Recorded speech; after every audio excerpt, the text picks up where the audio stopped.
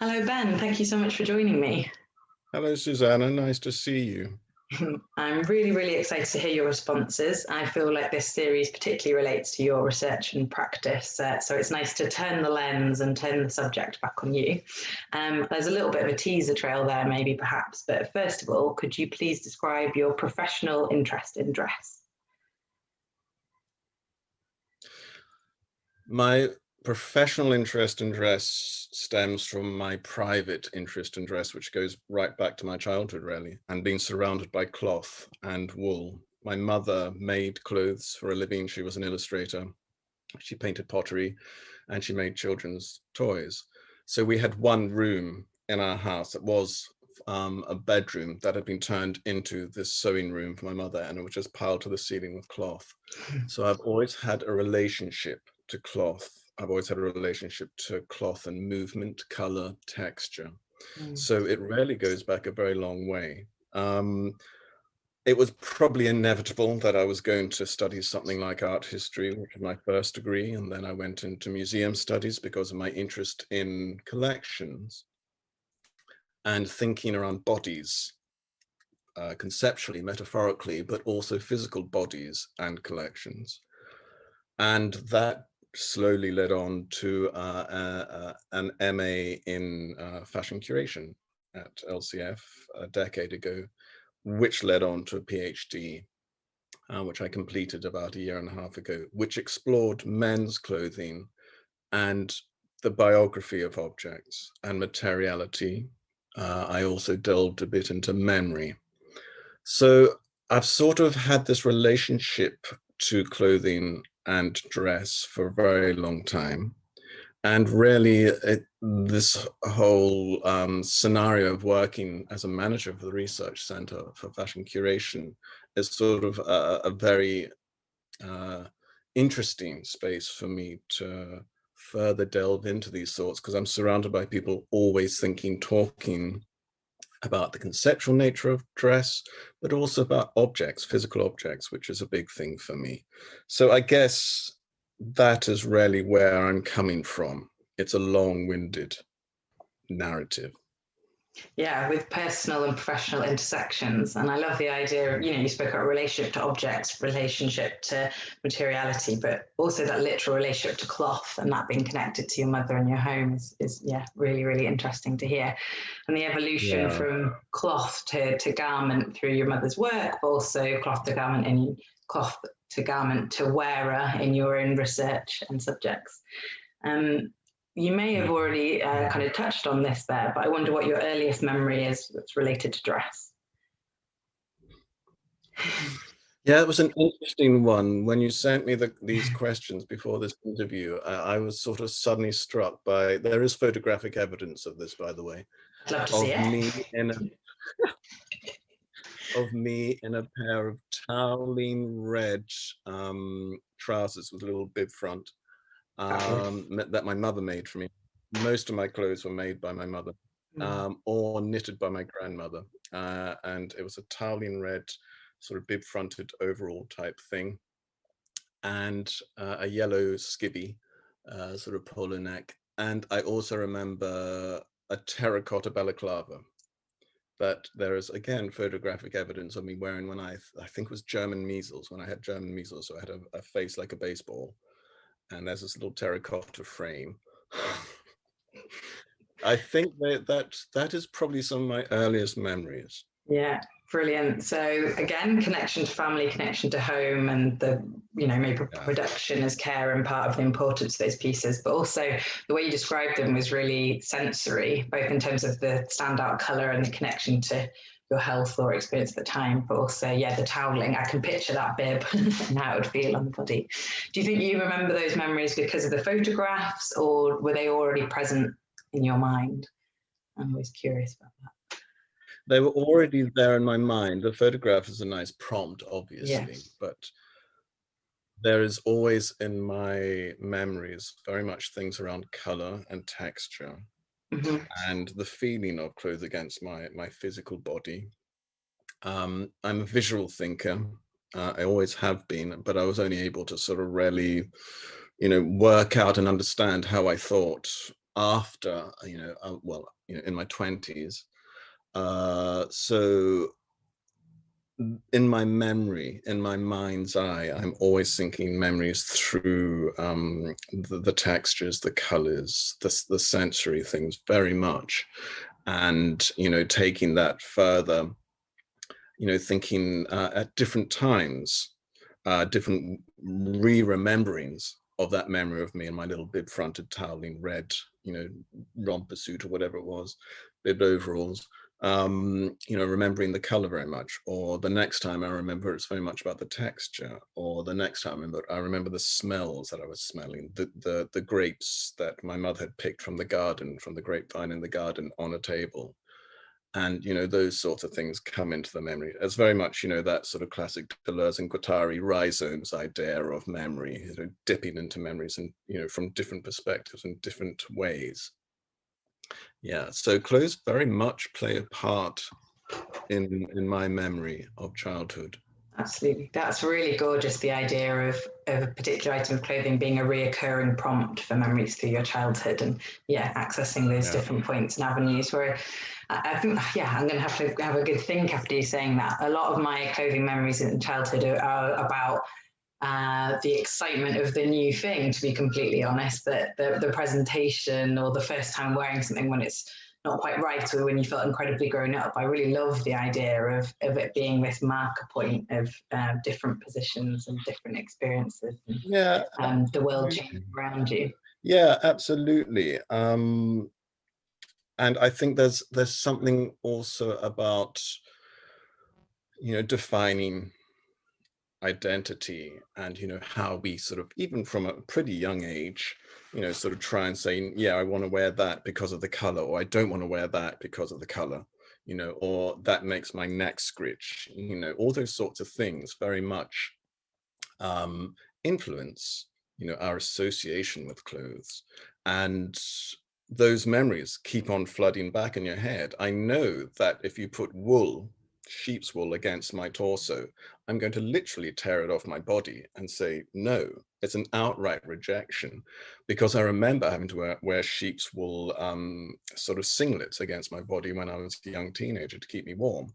I grew up in New Zealand, Aotearoa, and we didn't, in my house, we didn't have central heating or anything like that. So the winter mornings were freezing. And I had to travel from the countryside to get to the high school in the city. And so we had to leave the house very early in the morning. We wouldn't get back till later in the evening. So all of these things sort of build up over time. And these memories of having to wear wool against my torso for a day was just like, so now it's a flat outright rejection of wool against the torso. So memories are really strong and powerful when it comes to how we negotiate what we do with our dress, but how we dress physically as well. Absolutely. So the association isn't only on the origin object, it's then with the color, the material, the texture, the sensory experience, and then with identity, but also really strongly the idea of bodily autonomy, and you knowing and having that embedded physical memory of what that fabric's like. I think it's amazing. And again, it links really nicely through to your own research subjects and practice. So we've got a really neat narrative building here, Ben. Do you have items in your wardrobe that you no longer wear, but that you're consciously keeping? I was interested in this around your own work with biography of objects. Are you consciously keeping your own biography, perhaps? That is a good question. And there's parts of me that are very aware of, well, if I'm going to study this thing, I better be living proof of this sort of methodology and thinking through the biography of dress and the biography of self-dress. And I have limited space, and it's already very full of, shoes and clothes and my huge collection of secondhand cashmere jerseys and all these sorts of things are, 2 drawers of scarves, and they're big drawers. So, there's a whole pile of things that I have to really very carefully think, what do I give away? Because I am giving away some things. I can't bring myself to sell things for some reason. I am giving away. Yeah, I am giving away things, mainly to my partner, the poor sod. Giving him stuff every now and then saying, look, this will look good on you. And, but there are certain things it's sort of interesting, and it sort of feeds into some of your later questions, perhaps. From a professional perspective, I'm actually keeping some things, putting them aside, because I've taught material culture analysis and material culture, the theories and thinking around material culture over the last 4 decades, using some of my own clothes. I haven't told students that these are my own clothes, but over time I was wearing them, and then I sort of started looking at them, because a lot of my clothing is secondhand and some of it's quite old. I have a pair of brogues from the 1940s that I wear on occasion, and I have some cord trousers from, I think it's the 1950s, from France. And it's interesting sort of using these garments more and more as teaching material rather than wearing. So I do sort of have a kind of foot in both camps. Yes, one day after lockdown, when I'm no longer just sitting around at home gaining weight, one day I'll be able to fit into that thing again. And yeah, I'm going to keep it because of that. There's other things where I'm thinking that thing has shifted in my head. And it's interesting, from the research I did for my PhD, one of my main research methods was oral history, or more specifically, oral testimony. I just let my subjects talk.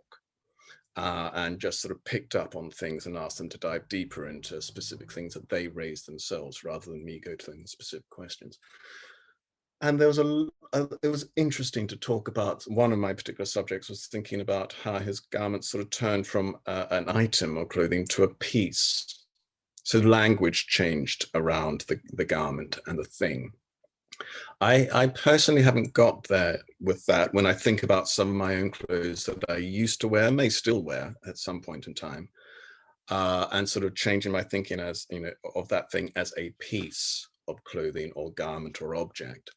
But it is interesting to think about that very much. I have a waistcoat that a lovely friend of mine, who's also studied her PhD at UAL, who gave me a number of years ago, and it's a later 19th century asymmetrical black waistcoat, and it's religious. So it sort of kind of comes across the front of the collar, but the little stand collar stops there. So you've got space for, the white dog collar. And I've worn that a couple of times. It's very small, but I've worn it a couple of times. But now when I look at it, and I've used it for teaching, and it's the oldest thing I own, I think, and the students are completely flabbergasted. It's often the first time they've ever seen anything that's older than maybe 10 years old. And they're sort of guessing the age of it as maybe 30, 40 years old. And I'm saying that's more like 150 years old.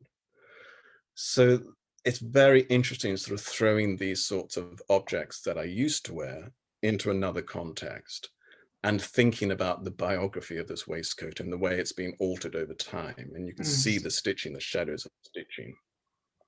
So yeah, there's some things that I keep, and they grow. Their agency in my mind grows. I'm very interested in this idea of new materialism and the relationship between clothes being a two-way thing, our physical manifestation of bodies, and the garment itself having its own agency, and it influences how we move, how we think, our identity. All those sorts of things play into it as well. Absolutely. And then you can have first-hand experience of it if these are items that are both in active use in your wardrobe and active use in your practice. There are so many threads I could pull on there, from your drawers of scarves to the items that you feel able to give away but not to sell. And I'm fascinated by the idea of you adding to the biographies of these objects through incorporating them in your teaching and practice. But there's one question I would like to pull on from that, although I'd talk to you for 3 hours about the rest of it. Why don't you tell the students these items that you wear? Is that something is that deliberately to not influence their own reading of it, or is that a personal preference? I'd be really interested to hear.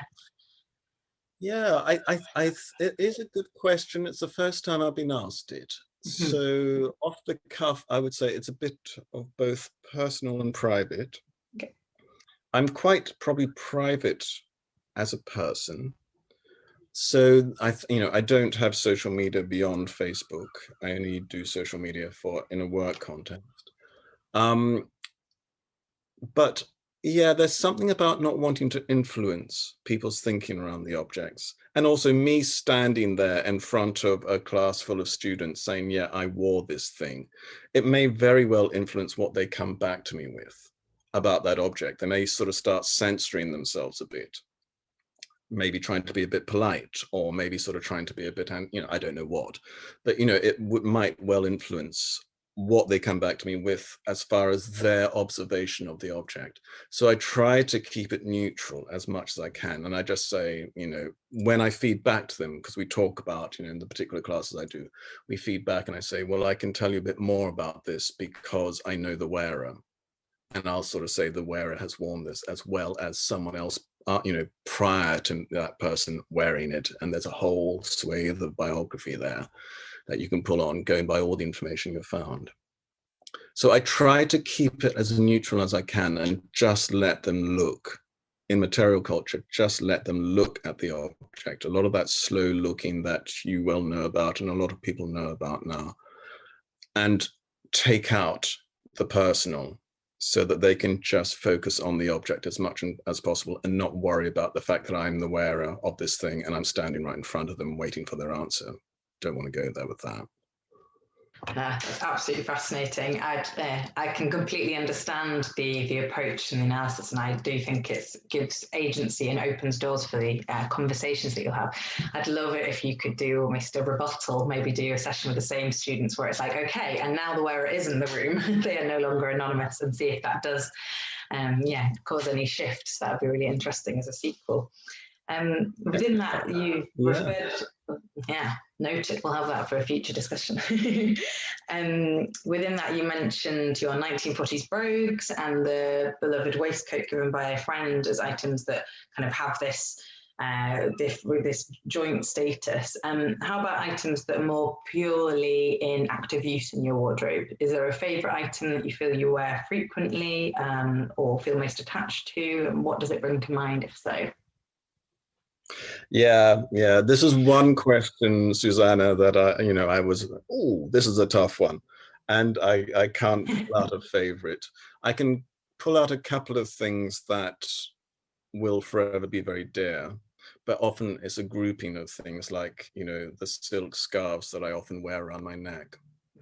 Partly for practical purposes. I have oily skin and I'm trying to protect the shirt collars of my shirts. So I'll often wear, a silk scarf to protect my shirts.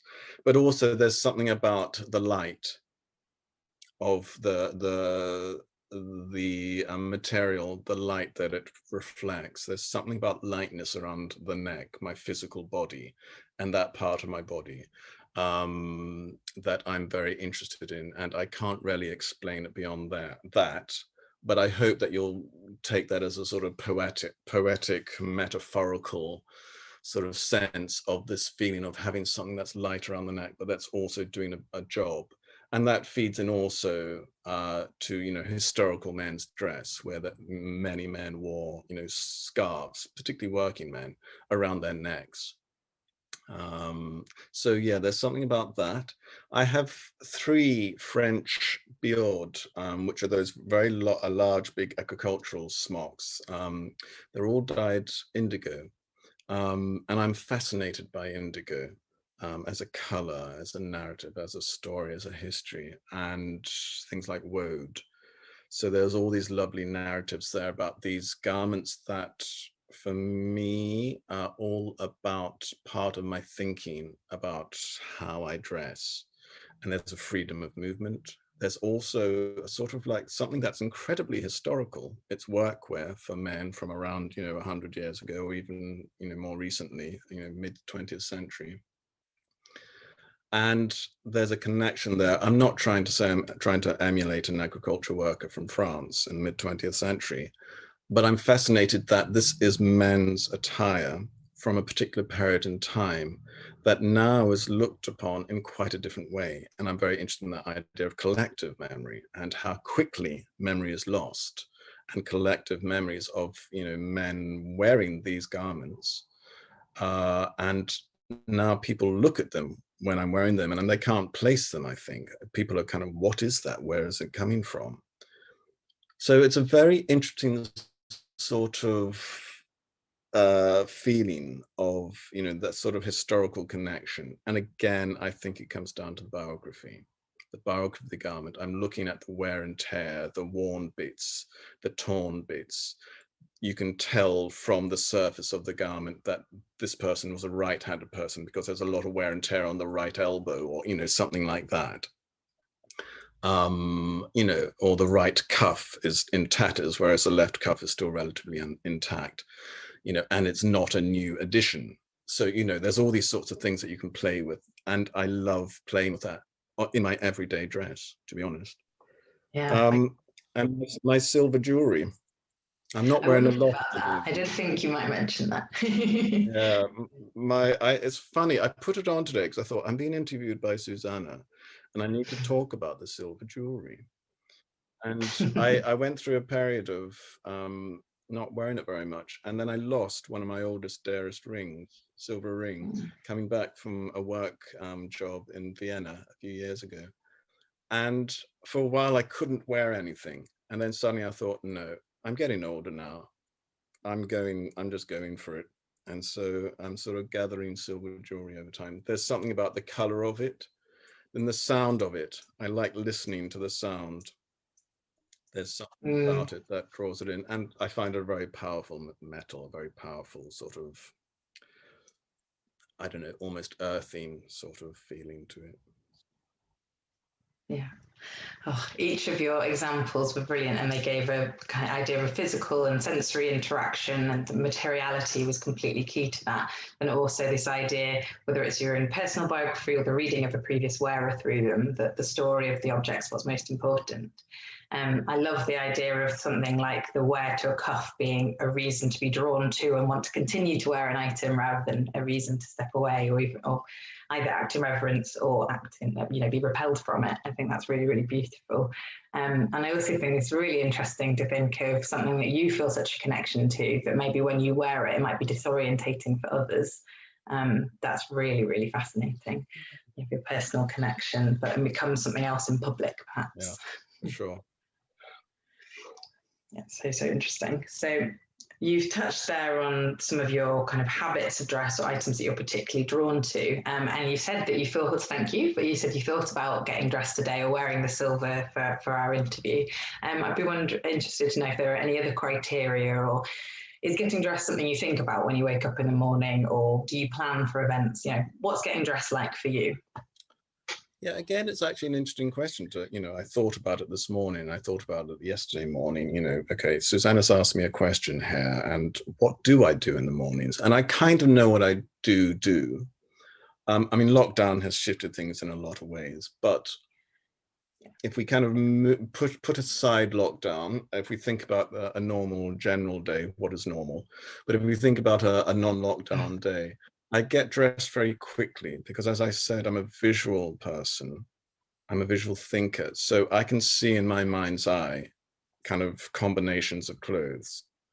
And other than my cashmere jerseys, which I wear quite regularly because they're just very simple and very easy and comfy and warm, I will be thinking, not the night before, but that morning, how do I feel today? I'm waking up and I'm feeling, no, I just need comfort. I just need a cashmere jersey and a pair of jeans. Or no, I need to move through this day in a different way. There's something about the energy of the day. It's bright outside. There's a cool breeze, la-di-da-di-da. And I will sort of focus on, where is this day taking me, and how do I want to approach this day? And sometimes it's very much about silhouette. And again, those bjords, which are very big, loose, wide shapes, big, wide arms. And, sometimes I think I need movement around me. I'm very interested in, the cloth moving around my body and how that sort of shapes how I move, and the shoes that I wear, how they affect my movement. And, I'm not going to wear those particular shoes today. I'm going to wear these things because there's something about the balance in my mind's eye of the proportion of my body with this big wide thing on the top of me, this big shirt. And then at the bottom, there's something going on there that I need to think about. So it's a very visual thing. And quite often, most times, I get dressed once and I don't change, and that's it. Because visual sort of, I know my clothes now. I know how I dress. I know what this thing is going to do on my body. So I get dressed, and that's pretty much it. Very seldom do I think, nah, I got that all wrong. I look a mess.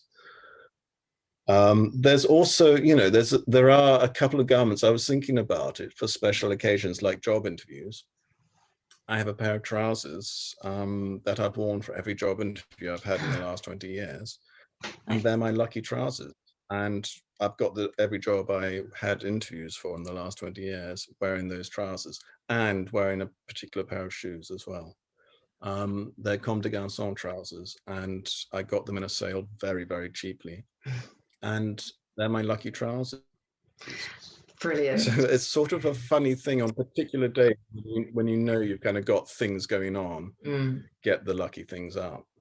Yeah, definitely. And I think that would be particularly key to you when there's such a conscientious approach to your clothes, but also such a concept and commitment to the way they will make you feel and they'll make you move, and therefore what your interactions will be like. Do you ever wear your lucky trousers for anything else, or are they very specific to job interviews?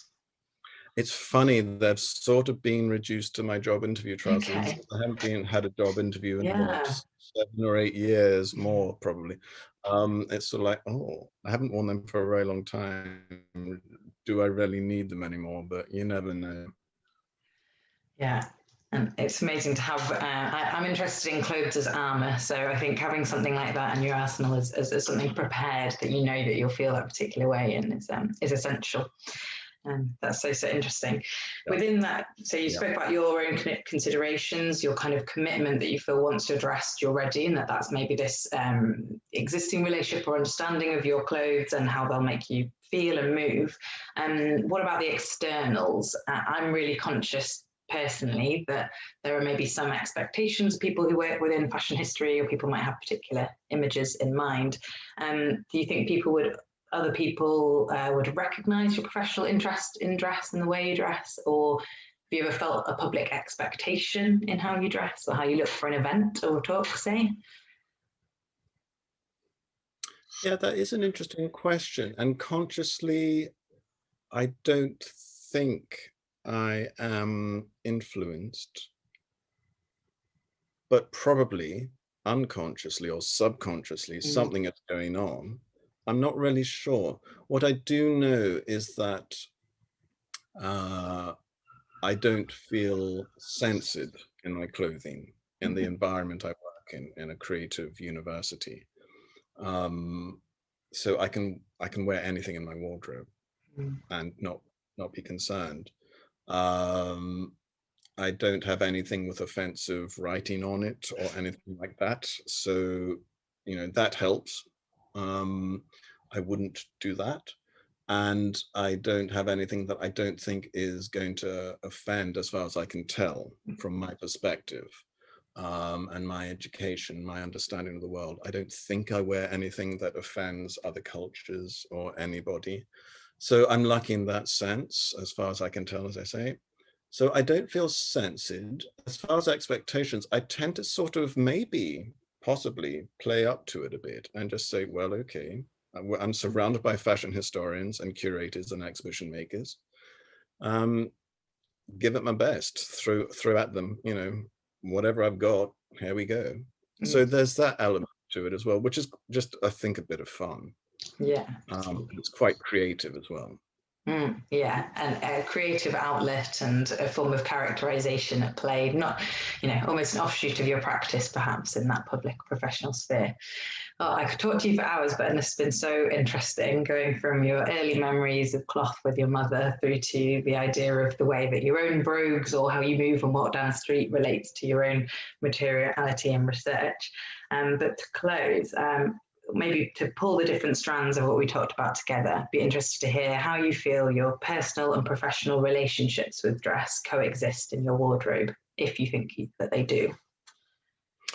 Yeah, I mean, I can't help but imagine that there is a bleed between the private and the public, between my, personal life and the public life of, being a manager of a research center at a creative university, and doing the research that I do on materiality of masculine attire, that there has to be. And as far as my sort of private clothing versus my public clothing, I wouldn't say necessarily there's much of a difference.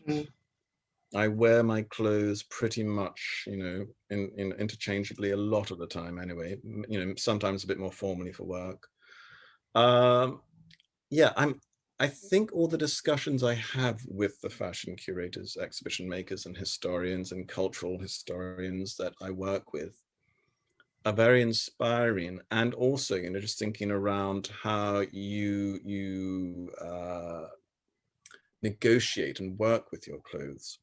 I've been trained in research and working with objects by, hugely professional, hugely talented and experienced curators at the V&A Museum, at the Fashion Museum in Bath.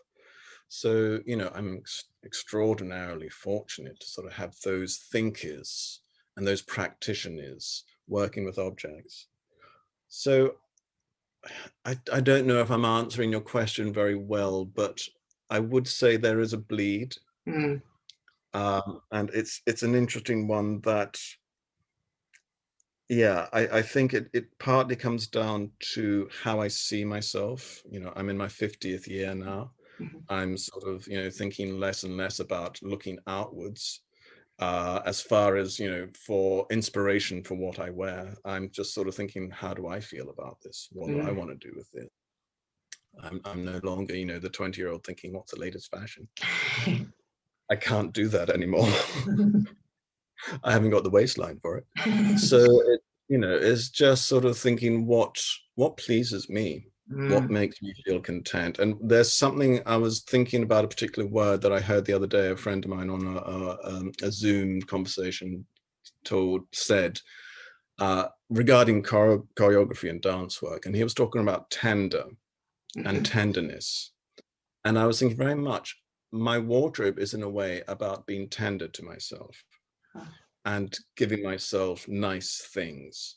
It's like a treat. It's like some sort of regarding myself highly, dress myself in things that make me feel good and make me feel comfortable, give me ease of movement. There's something very much about the tenderness of my wardrobe that I'm very aware of now.